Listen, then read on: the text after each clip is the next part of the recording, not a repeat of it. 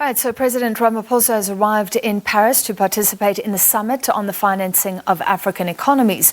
The president will join several African heads of state and government leaders, as well as leaders of global financing institutions, at the event tomorrow.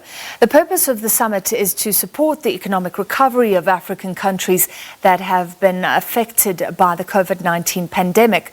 The summit also aims to foster investments in Africa and to avert the risk of excessive debt in the process of economic recovery. Leaders will also look at how to provide capital to the private sector on the African continent to support investments that will catalyse inclusive economic activity and create employment. The meeting follows a series of global stimulus packages initiatives, including the World Bank's $14 billion fast-tracking of COVID-19 financing, as well as the African Development Bank's $10 billion COVID-19 response facility. On the sidelines, Ramaphosa will engage in bilateral meetings with his counterparts from the Democratic Republic of Congo, Angola, Cote d'Ivoire and Senegal. All right, we'll take you to Paris as soon as we can, but let's look at this with our foreign editor, Sophie Momoena now. Sophie, this is exciting if it's about finance, but there are also views that these sort of summits should be held on the African continent. Let's look at the good and the bad.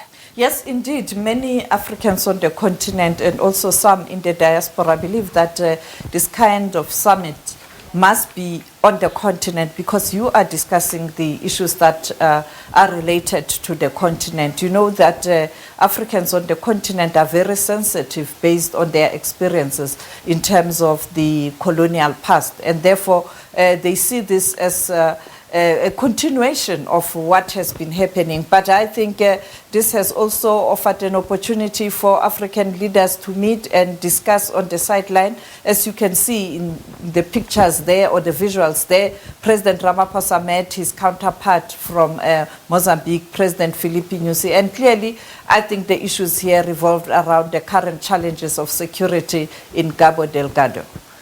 Okay, so you think that will be an issue that these leaders can discuss in person. In person is also controversial. Any of these meetings, and we see that they are having contact, but they're wearing masks. And was this an issue with rising COVID-19 cases here in South Africa, for example, or in other African countries? Yes, many people believe that perhaps this should have been a virtual meeting. But as you can see, that leaders are really using this opportunity to discuss issues of interest on the continent. You know that Ivory Coast is still having issues of challenges with security. And after the former president of that country was released from The Hague, you can see the president there meeting President Alassane Ouattara of Ivory Coast. And I think this issue did come up, but also issues of trade and investment on the continent, the bilateral trade between South Africa and Ivory Coast. All right, let's bring in Stuart Smith, our correspondent, who I understand is in Brussels. Stuart, you're watching this meeting. We're looking at the issue of African leaders traveling to Europe. So it was the French president convening this meeting. What is the rationale behind it?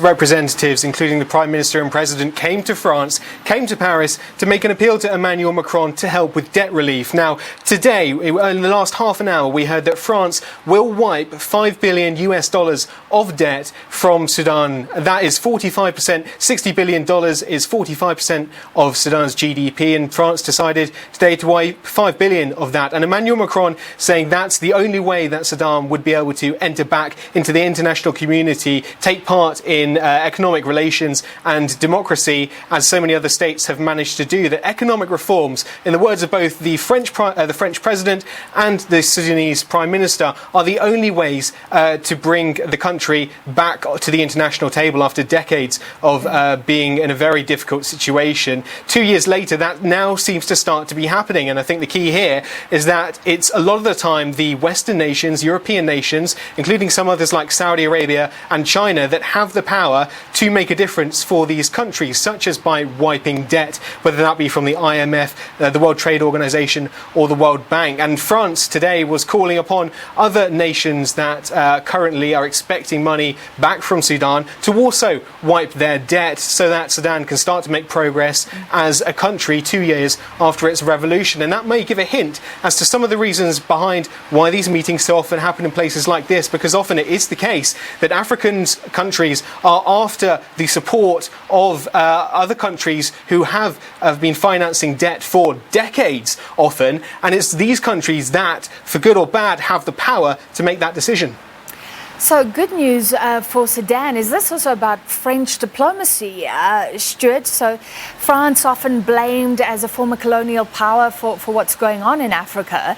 But now with this generous gesture, I guess maybe trying to change perceptions. It is indeed, and France also looking to other countries like Nigeria, Kenya, South Africa as well, and Ethiopia to try and create ties with African nations traditionally France does not have, trying perhaps to change its image if that is what President Emmanuel Macron wants. He certainly got it today with a very vocal, very gushing support from Sudan after deciding to wipe $5 billion off their debt and how much they owe, and also calling on other nations. So Emmanuel Macron perhaps setting himself up to be seen as someone that wants to help the African continent. Also, though, he'll be very aware that these are also investment opportunities as much as gestures of goodwill. Sudan was after telecommunications investment, energy, mining, all sorts, real estate as well. And these President Emmanuel Macron will be under no illusions offer plenty of opportunities for Western companies to be getting involved in a continent which is still very young in terms of potential for economic growth. Yeah. All right, so Stuart, before we let you go and return to Sophie, so those side meetings are going to be important for France as well and its relations with Africa. We heard from Sophie, African leaders also perhaps discussing regional issues, and it's those sideline meetings that are important.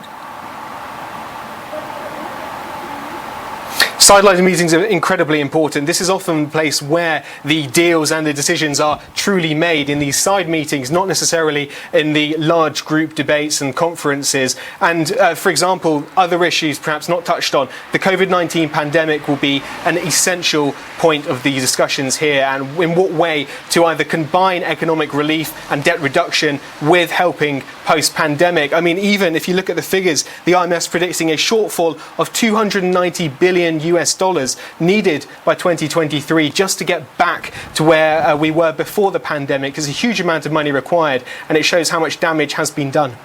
All right, thank you very much. Stuart Smith from Brussels talking about the French president chairing this meeting, looking at financing for Africa.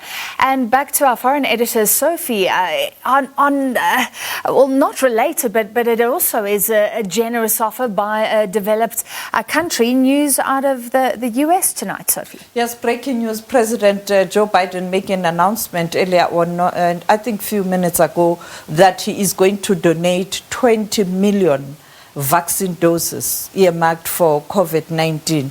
And he announced that the doses that are going to be sent to different countries, particularly the poorer countries, will be the same vaccines that have been prescribed or that are being administered in the United States of America, Pfizer, Moderna, and Johnson & Johnson. And let us not forget that he has already made an announcement that they are going to donate 60 million doses of AstraZeneca. And I think this is big news. You know that, in fact, earlier on during the media briefing, the Director General of the World Health Organization indicated that all these rich nations, particularly the G7, must donate those doses that they are not going to use, even going as far as saying before they can vaccinate the young population or the youth or the children, they must donate vaccines. But secondly, you would recall that 2 weeks ago he made an announcement that